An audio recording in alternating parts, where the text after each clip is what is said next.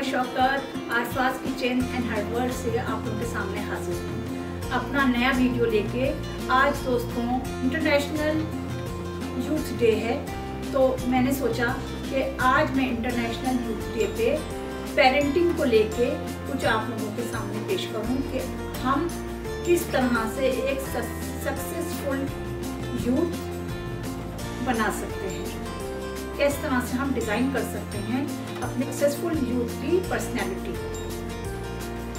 तो फ्रेंड्स, मैं ये कहना चाहती हूँ, एक पोटेंशियल यूथ, एक सक्सेसफुल यूथ जो है, उसकी शुरुआत, उसकी पर्सनैलिटी की बनने की शुरुआत उसी वक्त से हो जाती है जब डॉक्टर आपकी गोद में आपको आपका बच्चा देता है। क्योंकि डॉक्टर ने आपकी गोद में बच्चा दिया और आपने अपना पहला पीला गाढ़ा दूध जो बच्चे को पिलाया, तो उससे आपने उसको जिंदगी भर के लिए एक उसको स्ट्रॉन्ग इम्यूनिटी दे दी।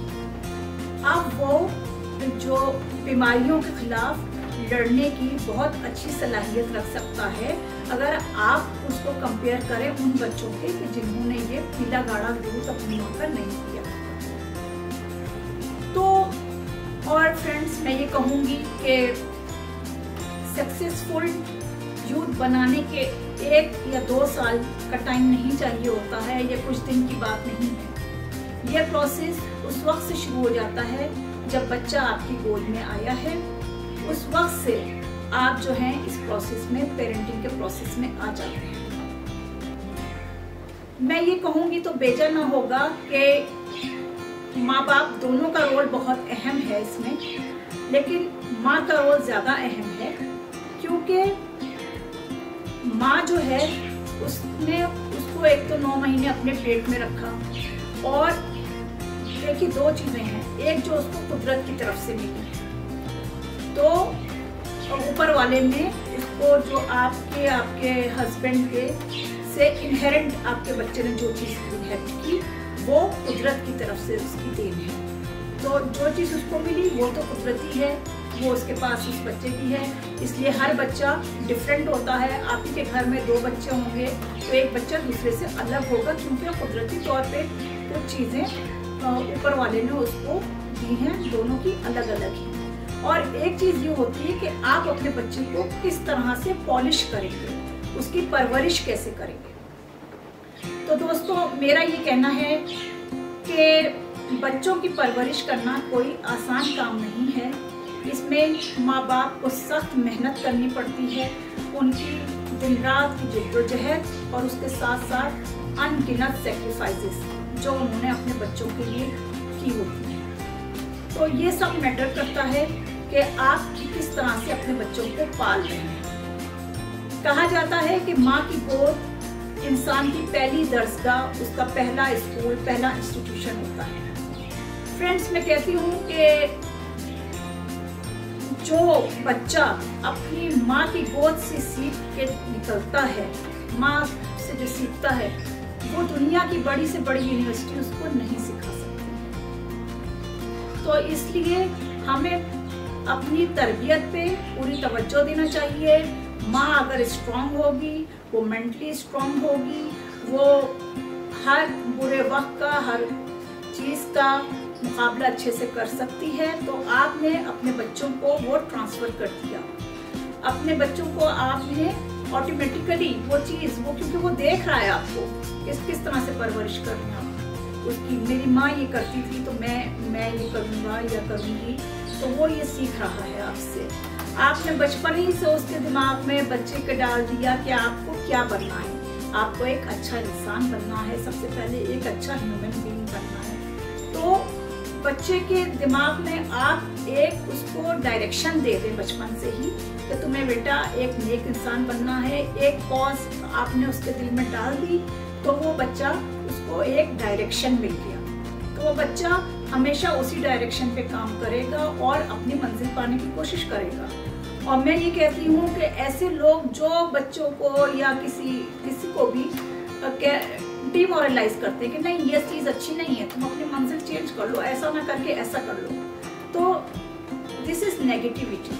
मैं ये कहूँगी बच्चों से कि आप लोगों को ऐसे नेगेटिव लोगों से दूर ही रहना चाहिए। और मैं ये बताऊं कि आप बच्चों को ये बात कहें कि बेटा तुम जिस प्रोफेशन में जाओ, जो कुछ भी करो, जो कैरियर परसू करो, तुम्हारी मर्जी है। यू आर द बेस्ट जज। तुम्हारी जो मर्जी आती, कोई कैरियर, कोई पेशा जो है कोई छोटा बड़ा नहीं है। हर इंसान की, हर पेशे की अपनी वैल्यू है। अब वो जमाने गए कि डॉक्टर है और इंजीनियर है, किसी भी पेशे को हमें नीची नजर से नहीं देखना है। कोई काम छोटा बड़ा नहीं होता है, छोटे छोटे काम करके इंसान बड़े लेवल तक पहुंचता है। तो और ये है कि मैं कहूंगी कि हमें रोल मॉडल बन के दिखाना चाहिए अपने आप को। हम जिस तरह से बच्चों के सामने अपने आप को पेश करेंगे, क्योंकि ये ह्यूमन साइकोलॉजी है कि बच्चा, इंसान जो आप उसको बताएंगे वो नहीं करेगा, जो आप उसको दिखाएंगे, वो जो ऑब्जर्व करेगा वो वही करेगा। तो ये बहुत जरूरी है कि जो आप काम कर रहे हैं आप वही अपने बच्चों से एक्सपेक्ट कीजिए कि वही करेगा। आप बच्चों से झूठ बोल रहे हैं कि कह दो मामा घर पे नहीं, आप घर में बैठे हैं, तो बच्चा ये झूठ सीख रहा है। आप अपनी बीवी को अपने बच्चों के सामने मार रहे हैं, झाड़ रहे हैं, डांट रहे हैं, तो आपका बेटा आपसे यही सीखेगा। आगे बच्चों के साथ, आप अपनी बीवी के साथ जाके आगे यही मोस्टली यही होता है। या आप जो भी एग्जाम्पल सेट कर रहे हैं घर में, वो बच्चा वही करेगा। आप रिश्वत का पैसा बाहर से लेकर आ रहे हैं बच्चों के सामने, आपका बच्चा भी वही करेगा। तो आप अपनी बीवी को इज्जत दे रहे हैं, आपका बेटा अपनी बीवी को इज्जत देगा। तो ये सब चीजें हैं जो हम लोग रोल मॉडल बन के अपने बच्चों को सिखा सकते हैं। और दोस्तों मैं ये कहूंगी कि आप अपने बच्चों को बहुत प्यार दीजिए, बहुत मोहब्बत दीजिए, बहुत लाड दीजिए, लेकिन उनको मतलब बता दीजिए कि सब कुछ है, लेकिन तुम्हें नो सुनने की भी आदत होनी चाहिए। हर वक्त हर चीज नहीं मिलती। कभी कभार ऐसा होता भी है कि इंसान को कामयाबी नहीं मिल रही है, फेलियर है, तो आप उनको सिखाइए कि failure is an option, it's a part of life. हम हमेशा नहीं चाहेंगे कि हमेशा कामयाब हो गए। सबसे बड़ी बात ये कि हम बच्चों को एग्जाम्पल दें, हम अपनी बात बताएं कि हम यहाँ फेल हो गए, हम ये नहीं कर सके, हम उस पर फेल हो गए, हम ये काम नहीं कर सके। हम हमेशा अपना ये क्यों बताते रहे कि हमने ये तीर मार दिया। हमने रियलिटी अपने बच्चों को बताइए। आप जो काम नहीं कर सके आप कहिए अपने बच्चों से, ये देखो बेटा हम नहीं कर सके, तुम्हें करना है। हमने जो गलती की तुम्हें नहीं करनी है। तो बच्चों को ऑप्शन दीजिए कि खूब करो, अपने बलबूते पे करो और कामयाब हो। ऐसा नहीं है कि तुम्हें फेल होना है, कामयाब हो। लेकिन अगर तुम खुदा न खास्ता फेल हो रहे हो तो कोई बात नहीं है, फेलियर इज एन ऑप्शन। आजकल देखिए इतने ज्यादा जो ये मेंटल केसेस हो रहे हैं, इतने साइकेट्रिक प्रॉब्लम्स आ रहे हैं। कल आप देखिए, कल ही की ये केस है कि एक एम्स का जो स्टूडेंट था, दिल्ली एम्स का, उसने छत पे से कूद के खुदकुशी कर ली, अपनी जान दे ली। सेकेंड ईयर प्रोफेशन का था, डॉक्टर था। तो ये सब क्या है? पढ़े लिखे बच्चे किस तरह से, स्ट्रेस है, हो सकता है वो इस फील्ड में ना जा रहा हो माँ बाप के प्रेशर की वजह से कि नहीं तुम्हें डॉक्टर बनना है। छोड़ दीजिए अपने बच्चों को, जो वो करेंगे वो बेहतर ही करेंगे। उनको खुली फजाओं में उड़ने दीजिए। उनको हर कदम पे आप उंगली पकड़ा के नहीं चला सकते हैं। उनको आप करने दीजिए, सही बताइए, ये चीज़ सही है, ये चीज़ गलत है, सही और गलत में फर्क बता दीजिए। और आप फिर उन पे पूरा भरोसा कीजिए अपने प्यार के साथ। उनको बता दीजिए कि बेटा हमें पूरा तुम पे भरोसा है और तुम जो करोगे वो ही सही होगा। आप बच्चों को जज ना कीजिए। आपका बच्चा ये कह रहा है कि ऐसे हो गया था, ऐसा है, तो आपको ऐसे ही मान लेना है। आपको ये नहीं कहना है कि नहीं तो ऐसा था तो तुमने ऐसे क्यों कहा, तुम गलत कह रहे हो, तुम ये सब गलत चीजें हैं। जो बच्चा आपका कह रहा है वो ठीक कह रहा है। कभी बच्चे को जज ना कीजिए और अपने जो तवक्कुआत हैं वो आप बच्चे पे मत हो, उसको करने दीजिए, अपनी मर्जी से करने दीजिए। जो भी फील्ड ले रहा है वो इंशाल्लाह उसमें एक्सेल करेगा।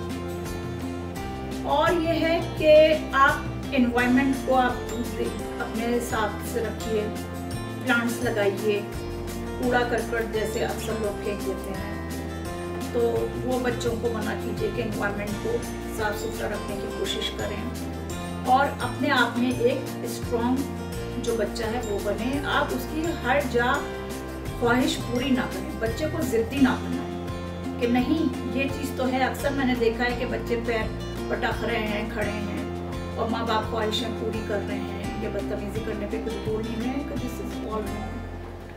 तो मेरा ये कहना है कि बस आप लोग अपने बच्चों को बहुत प्यार, बहुत मोहब्बत दीजिए, हर तरह से अपने बच्चों को प्यार दीजिए, मोहब्बत दीजिए, हमेशा उनके साथ रहेंगे।